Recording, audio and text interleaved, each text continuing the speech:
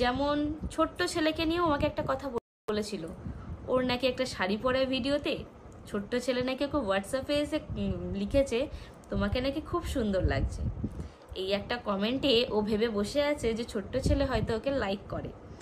তো ও আমাকে এসে বলে যে আমাকে না ছোট্ট ছেলে লাইক করে, জানো আমাকে না এরকম একটা কমেন্ট করেছে, মানে হোয়াটসঅ্যাপে লিখেছে, ও কমেন্ট করেনি, হোয়াটসঅ্যাপে মেসেজে লিখেছে। তো আমি তো বললাম ভালো। তো ও বলতো আমার না ছোট্ট ছেলেকে খুব ভালো লাগে। তো ও ভেবে, ও হয়তো ছোট্ট ছেলেকে কিছু বলে বা জানায়, তো ছোট্ট ছেলে নাকি ওকে পরে বলে যে আমি অনন্যাকে বোনের চোখে দেখি। তো এরকম একটা কথা হয়েছিল। কন্ট্রোভার্সি আর কন্ট্রোভার্সি সারা জায়গায় এখন অনন্যাকে নিয়ে অনেকে অনেক রকমের কথা বলছে।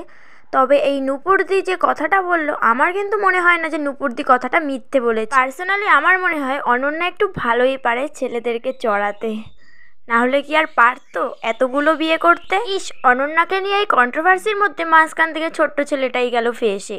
না না না, ছোট্ট ছেলে ফেঁসে যায়নি, ছোট্ট ছেলেকেও ফাঁসানো হয়েছে। মাত্র একটা মেসেজে ধরে নিল অনন্যা যে ছোট্ট ছেলেও নাকি ওকে পছন্দ করে। তারপরে গাইস আসি একটা বং পোলা প্যান একটা চ্যানেল আছে, ওখানে কৌশিক বলে একটা ছেলে আছে। তো ওর সাথেও ওই 1.5-2 মাস রিলেশনে ছিল। তো ওই কৌশিকের একদিন সন্দেহ হয় যে অনন্যার সাথে রাহুলের একটা রিলেশন আছে।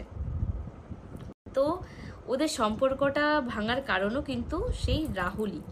তো কৌশিক এটা কোনোরকমভাবে সন্দেহ করার পর ও কিন্তু অনন্যাকে জানিয়েছিল যে হ্যাঁ আমি তোমাকে বিয়ে করব, কিন্তু তুমি বিয়ের পরে রাহুলের সাথে কোনো রকম যোগাযোগ রাখতে পারবে না। তো এই জিনিসটা অনন্যা মেনে নেয়নি, যার জন্য কিন্তু কৌশিকের সাথেও কিন্তু অনন্যার ব্রেকআপ হয়ে যায়। তো এই ঘটনাটা পুরোটাই আমাকে অনন্যা বলে।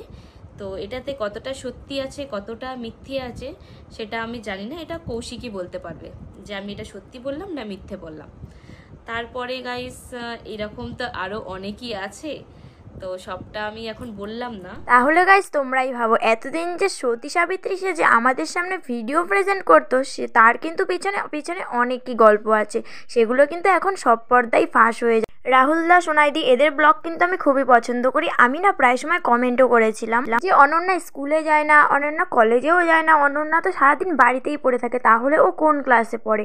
তারপর আমি আমার একটা বান্ধবীর কাছ থেকে জানতে পেরেছিলাম যে অনন্যা নাকি মাধ্যমিকে ফেল করেছিল, এরকম একটা ব্যাপার আমি শুনেছিলাম, সত্যি কিনা আদেও জানি না। তবে কিন্তু আমি অনেকবার কমেন্ট করার পরেও ওরা কিন্তু একটাও রিপ্লাই দেয়নি।